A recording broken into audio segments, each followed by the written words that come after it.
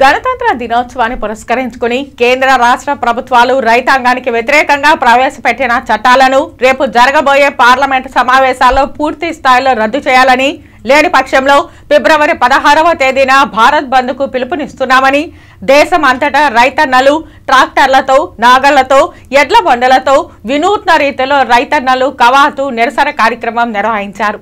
ఈ నేపథ్యంలో శ్రీకాళహస్తిలోని వామపక్షాల ఆధ్వర్యంలో రైతన్నలు నాగళ్లతో వినూత్న రీతిలో కవాతు నిరసన కార్యక్రమం నిర్వహించారు।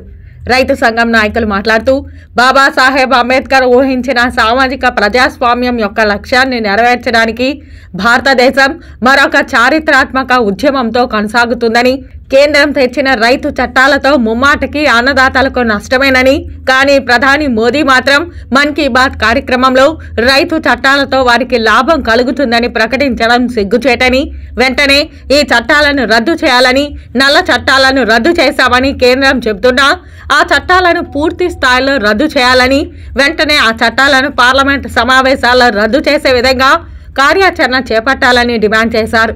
అలా రద్దు చేయని పక్షంలో ఫిబ్రవరి 16వ తేదీన రైతన్నలు రైతు సంఘం నాయకులతో కలిసి భారత్ బంద్ నిర్వహిస్తామని ప్రభుత్వాన్ని హెచ్చరించారు।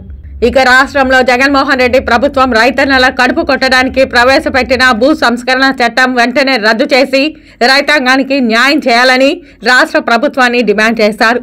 లేని పక్షంలో రానున్న రోజుల్లో కార్మిక కర్షక రైతు సంఘాలతో పెద్ద ఎత్తున ధర్నాలు నిర్వహించి ప్రభుత్వానికి బుద్ధి చెప్తామని కేంద్ర రాష్ట్ర ప్రభుత్వాలు హెచ్చరించారు। ఇప్పటికే ప్రజలు కేంద్ర రాష్ట్ర ప్రభుత్వాల అవినీతి పాలనలో విసిగి వేసారిపోయి ఉన్నారని, ఇక రానున్న ఎన్నికల్లో కేంద్ర రాష్ట్ర ప్రభుత్వాలకు ప్రజలు బుద్ధి చెప్తారని తెలియజేశారు। రైతులు కార్మికులు కర్షకులందరూ కూడా కథం తొక్కుతా ఉన్నాం। అందులో భాగంగా కాళహస్తిలో కూడా అన్ని రైతు సంఘాలతో నరేంద్ర మోడీ ఆర్థిక విధానాలపైన పోరాటం చేయాలని చెప్పి రైతాంగాన్ని పిలిపిస్తా ఉన్నాం।